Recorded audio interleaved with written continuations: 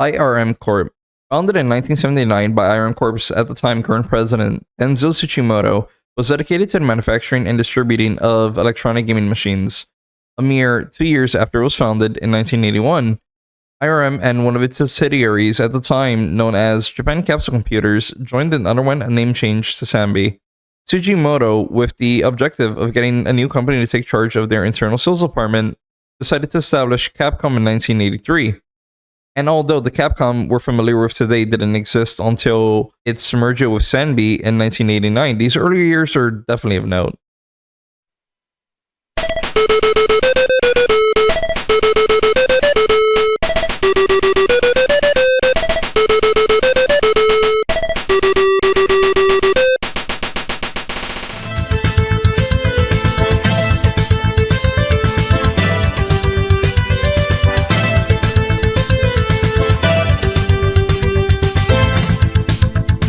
Established, Capcom felt the need to leave their mark, and leave their mark they did, as they decided to come out swinging.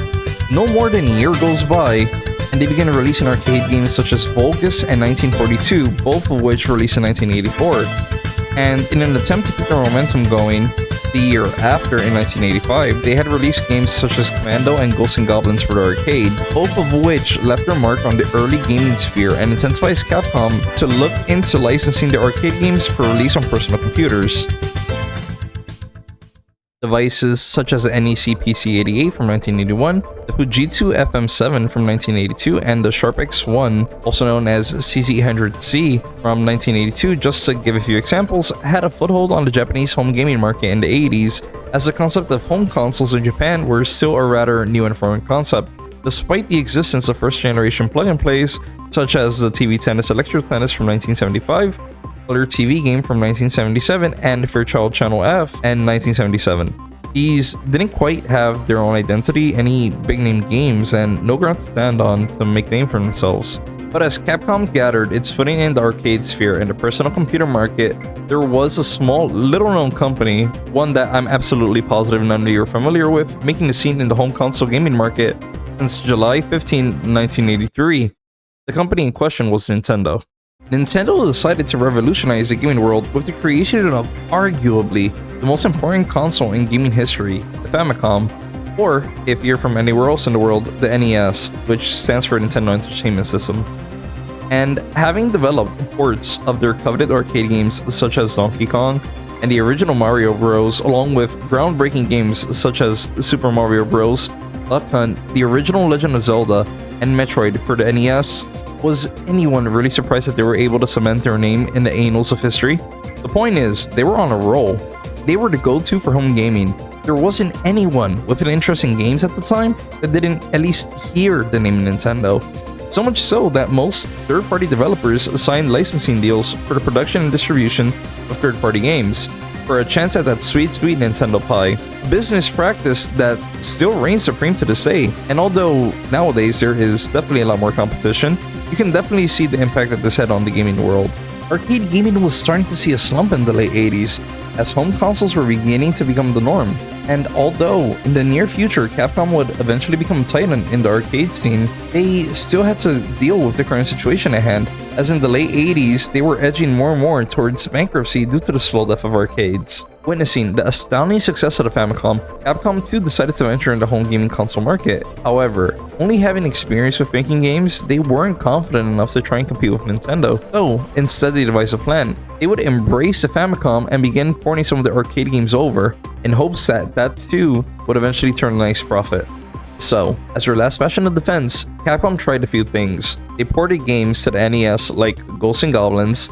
They tried their hand at a new arcade game called Street Fighter, and, more significantly for the purpose of this video, in 1987, they'd release a run-and-gun action platformer made exclusively for consoles from the ground up, known to the world as MegaMan, or Rockman if you're in Japan.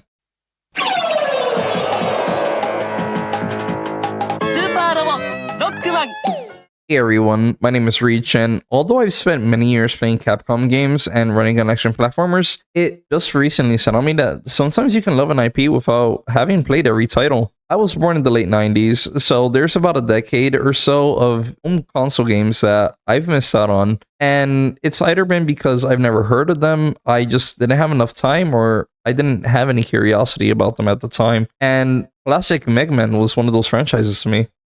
I started out with Mega Man X4 on the PS1 as a kid, and ever since I've played the X games and future releases, having little to no regard to the classic Mega Man series. They've been on my list for a long time, but I always hesitated due to how dated the game seemed. Although I guess dated isn't the correct term, it just was intimidating to me coming off of what was clearly a more aesthetically pleasing and arguably more refined game. My interest in Mega Man Classic was peaked around the time I played Mega Man X5 on my Twitch last year, as there were certain late game events that directly reference Mega Man Classic and has a plot come full circle by establishing that some of the events in Classic lead to the current events in X. And with my recent attempts in trying out new things for the content sphere, I thought that now was the perfect time for me to dig my heels into the original series and help the badass Blue Bomber save the world in Mega Man 1.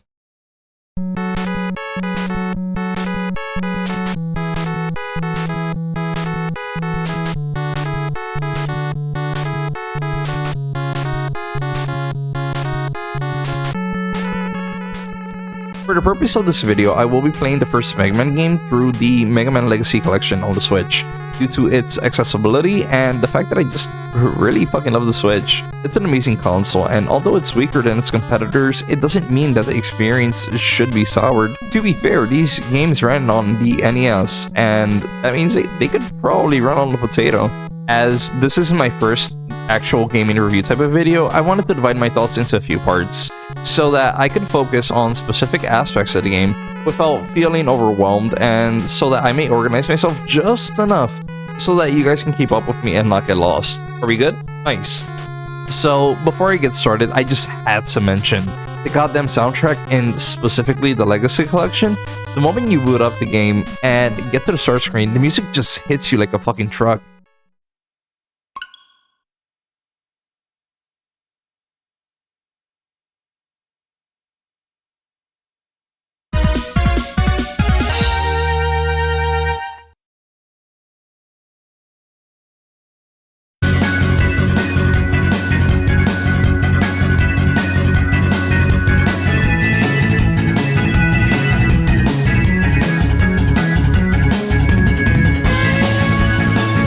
Having played other Mega Man titles, I've already come to accept that the franchise as a whole has some amazing tracks, and it goes really hard for absolutely no reason. But good lord, I was trying to record footage for this video, I just stood on the menu for about 5 to 10 minutes, just admiring how pumped the soundtrack had me. It almost felt like a shame that I had to keep going forward, but no sooner than I pressed the games option in the selection screen, I was slapped with another goddamn banger. And although I can tell that these are newer renditions of songs from the original 6 games, it goes without saying that, well, this was a really good choice of music, and I kind of want to give Capcom props for this. It caught me off guard, and I hope that once you listen to it yourself, you'll see where I'm coming from. So, to give you an outline of the video, I want to divide this into 3 parts before I give my final verdict. These segments are story, gameplay, and since the game is 36 years old, does it hold up? Story is very self-explanatory. Here, I'll be discussing events that take place in the game itself and any implications or personal theories that may come from it. Gameplay, here I'll be detailing aspects of the game that you as a player would and may encounter while playing said game. I'll also be adding any thoughts of certain moments in the game, rather positive or negative. And does it hold up? I don't think there's too much I can say to explain this. The game is almost 40 years old, and it's probably paying someone's child support, but can it still be enjoyable after these many years?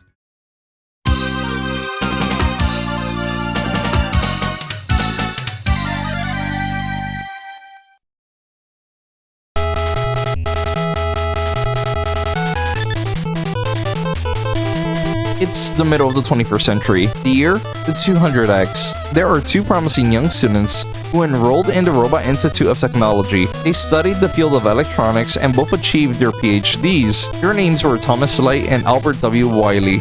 years after they both graduated, Dr. Light went to create Dr. Light's research lab with hopes that maybe someday he'd be able to use his knowledge in computers and electronics to make something that would benefit the next era of mankind. This was to be his legacy, his gift to the world. He brought on board his colleague Albert Wiley to work together and help achieve his goal. Dr. Albert Wiley, on the other hand, had no such ambitions. Instead, he grew jealous of Dr. Light in his breakthroughs in research, and he felt like he was always just one step behind. It was a little too much for him to handle. In fact, you could say it was enough. Wiley was tired of it, so he devised a plan. While Dr. Light continued his research, Wiley was able to build a hidden robot factory in the Pacific to no one's knowledge and with the goal of conquering the world. But while Wiley was plotting, Dr. Light had achieved his goal. Through long hours of effort, he had done the impossible and was able to create the world's first humanoid robot. But unlike any other robot that existed at the time, this one was vastly different. It was capable of human-like behavior and responses. It had a complex AI and an artificial brain. You could say it was the future. Dr. Light dreamt that this new specimen that he created could coexist peacefully with humanity, while both humans and the robot could help each other improve by learning off of one another. As Wiley grew more jealous, eventually darkness took over his heart, and Light had begun creating more humanoid robots. But Wiley had an idea. He would use his access to Light's lab to encounter the robots and find ways to take control over them. He was able to reprogram them, a total of 6 robots that he later dubbed Robot Masters. I'm a bad scientist.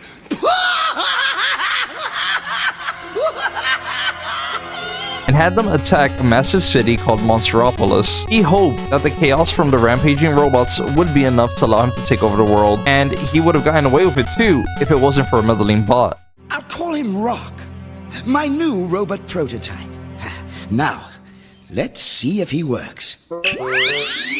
Hi, my name's Rock. Who are you? I'm Dr. Light. I built you. Are you my father? In a sense, I am.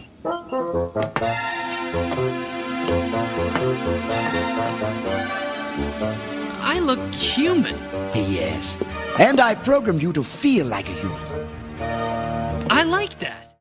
Rock, or for the sake of this video, Mega is his name. He's a small household cleaning robot and is siblings with Roll, another household bot made by Dr. Light and the protagonist of the story. Mega caught wind of the current state of Monsteropolis and was privy to Wiley's betrayal. He volunteered to become a new type of robot, one that was made to stop Wiley. Dr. Light realized the severity of the situation, and although he was a pacifist at heart and didn't want Mega to be caught in the middle of it, he knew the world wasn't ready to take on Wiley, at least not without help. He modified Mega into a super fighting robot.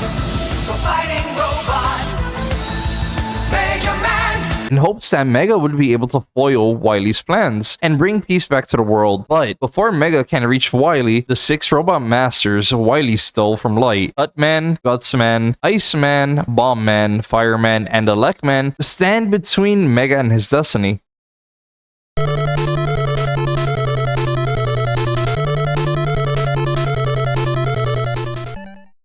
Although many of us are familiar with MegaMan and how the franchise handles itself in its structure, I want to remind everyone that we're working with the very first entry in the franchise, and there will be a noticeable difference from future games. I want to cover this game on its own merits and do my best not to compare it to its more modern takes. That said, there will still be the occasional mention of future games to provide perspective in some changes that may seem somewhat off-putting to players not familiar enough with the original games. From the get-go, this game breaks the mold in how games of its era handle game progression. MegaMan is a run-and-gun action platform shooter unlike any other, as within no more than a few seconds into the game, you are presented with a choice. The choice of level order. Most games in the era were very straightforward in how you approach the story and levels, but here you had the choice of picking the stages in any order you please. And although I recognize that this is a feature that is now expected of MegaMan games, back in 1987, it was revolutionary. The experience of each player would be different from the experience of their peers, family members, or hell, even themselves on subsequent playthroughs. Having 6 options of stages to choose right off the bat gives you a whopping 720 possible combinations. And although yes, there is only so much content that you can milk out of a game that lasts only 2 hours or so, I'd be disingenuous if I didn't say that that is impressive. Your choice in stage order can heavily affect your approach of future stages or repeat visits to previous stages, as at the end of each level, you're tasked with fighting against one of the 6 robot masters that Whitey took control over.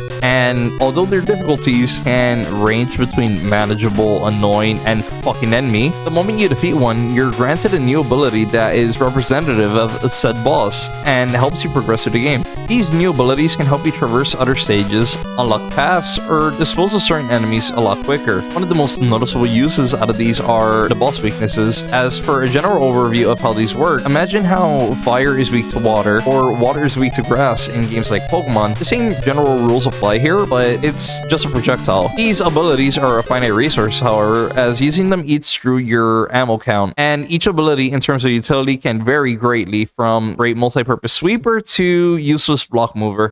Being the first game in the franchise, if you've ever played any other Mega Man or Mega Man adjacent games before, you'll quickly realize that there's a lack of plenty of features. Some that quickly stuck out to me was the lack of mobility, where in future games like X we have Dash, and future Mega Man Classic games has Slide, it doesn't seem Mega Man 1 has any tool readily available to the player. Quite noticeable also is the lack of collectibles, whereas in every other Mega Man or Mega Man adjacent game that I've played usually has a few for you to get. This game only has one, and it is mandatory if you want to beat the game. Didn't have the correct power-up to get it? Well, sucks to be you. Replay the stage. Forgot it? Well, this sucks to suck. If for any reason you missed out on it, the first Wily stage, which is an extra stage that is available after you defeat the main 6, it's impossible to complete, as the collectible is in fact a platform creaming beam known as the Magnet Beam, with little to no explanation behind it. When you use one of the boss's abilities given to you for defeating them, you become familiar with the properties or basic idea behind said power as you fight the boss. However, this power specifically has nothing to indicate the possible usage, and nothing to indicate that it is mandatory, which to me feels like a detriment to the Mega Man formula, and being the first game, they didn't even have said formula established, which goes to show how dumb it is. Another complaint that I have is movement. While I can understand that as the first entry in the franchise, there are many mechanics that eventually get straightened out, his walking animation and speed is something that just annoys the crap out of me. He walks in a way that, although it is manageable, it feels like he's always on an icy platform. There were instances where I would let go of the D-pad and he would just continue moving for a second or two, just enough to fall off an edge or give me an early game over, and that ruins certain platforming segments. Platforming in general is actually very nice and tight, just as much as the control scheme. Platforming sections could occasionally be unforgiving, tossing enemies and projectiles at you out of nowhere. However, there's something about the challenge that just kept me coming back for more. Most platforming sections in the game were well executed and just difficult enough that although I would get heated at times, it wasn't something where I had any real complaints. And more often than not, it mostly boiled down to me having essentially a skill issue. My failure to go in depth on each stage is a choice, as I don't want to ruin it for anyone enticed enough to give the game a try. I do, however, want to slightly touch upon the disappearing block section in Iceman stage, as I really hate it. Each and every block can rot in hell. This isn't a spoiler, it's a warning. And can we please mention the Yellow Devil? This is not my first time encountering him in the Mega Man game, as he's become something of a series staple. But you would think that after making an appearance in a few Mega Man games throughout the years, I would somehow be prepared to fight this simplified version of the boss. But god damn it, that I never. Although I can say with certainty that Yellow Devil in this game is the easiest iteration I fought against, being the least bad thing still makes you bad. Visuals are about what you'd expect from an 8-bit 80s game. However, still, when compared to other 8-bit games like Mario or Castlevania, I do believe that Mega Man's visuals do pop out more. To its advantage, Mega Man enemies and platforms kind of have an outline and shadow that help distinguish the sprite from the scenery, something that I feel most other 8-bit games at the time lacked, as most of their sprites just blended in with the visuals, making its appearance look overall flatter. This isn't to say that most other games look bad, far from it, but it does just goes to show that ever since the very beginning, Mega Man had what it takes to differentiate itself from both a gameplay and a visual perspective. Most stages, although unique in aesthetic and tone, didn't stick out to me like any future stages in the franchise did. However, I can definitely see where some would make the argument on whether these stages are interesting or stand out enough to be considered recognizable.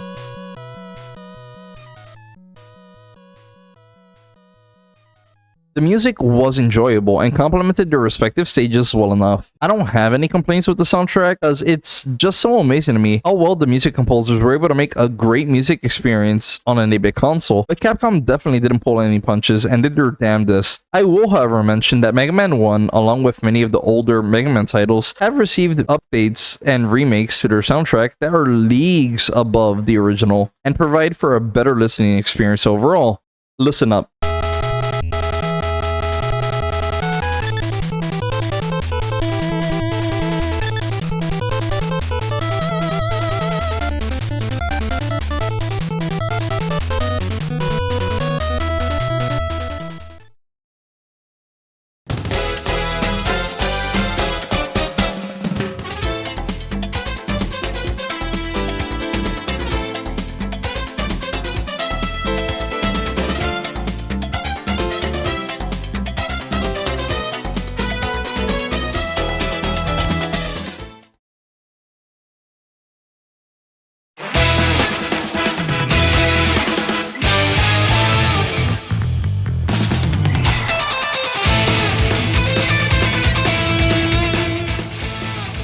Funny enough, I expected to play the game and ending up ejected, unwilling to make the script or review. That's how poor my experience would have been. I was warned by a friend that the game definitely showed its age and is generally a bad game before dedicating a solid few hours of my life into making this. And although I did feel annoyed at times and know full well in my heart, the game definitely has a couple of kinks to sort through. The blueprints for future installments were made here, and as an experimental game for Capcom to try and break out of financial issues, they overall did a great job. The Mega Man formula is here and in full force. It might have seemed like I was dogfighting on the game for a hot minute, and as I'm writing the script, I thought I was as well. But I kind of feel the need to point out my criticisms, as I hold the franchise in a very high regard, and I only want the best for it. I really want the best out of these games, and I mentioned my qualms in hope that if we do get more games after the more recent Mega Man 11, they hopefully keep all these details in mind as they map out their approach to the future. Although, from what I've seen with Mega Man 11, they have a good idea where they're headed. See, the thing is, I want to preface, I did enjoy the game. It was fun, and besides a few hiccups here or there, you can definitely see the vision and passion that went behind the game, but it is in fact showing its age. It's nearly 40 years old, and there's plenty to be desired, and unless you're looking for an extra challenge or replaying the game for nostalgia purposes, I really cannot in good faith recommend this to anyone. Having never scored a game before makes this experience all the more nerve-wracking, but I've decided to forego the traditional number system and decided to use a personal metric system to indicate whether I believe a game is worth your time or otherwise. My scale will be something along the lines of a pass. Ignore the game, don't bother playing it. Try it out. The game has a few problems here or there, but there might be a redeeming feature or something there for you. The only way you're gonna find out is if you give it a try. Play it. Generally, a good game, little to no reason to not give it a chance, and must play. Amazing game, great time, great shit, hits all the right notes.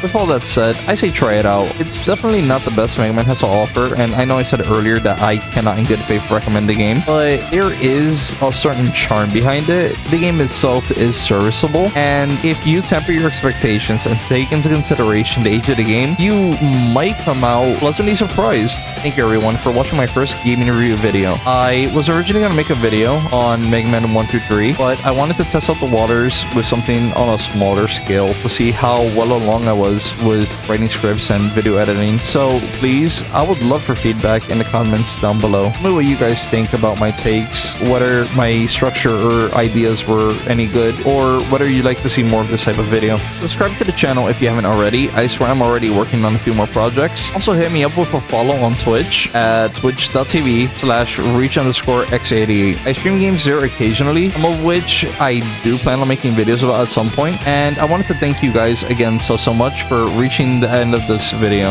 I appreciate you guys a lot, and I hope I'll be able to see you guys in the next one. Please take care and have a good one. See ya. Bye.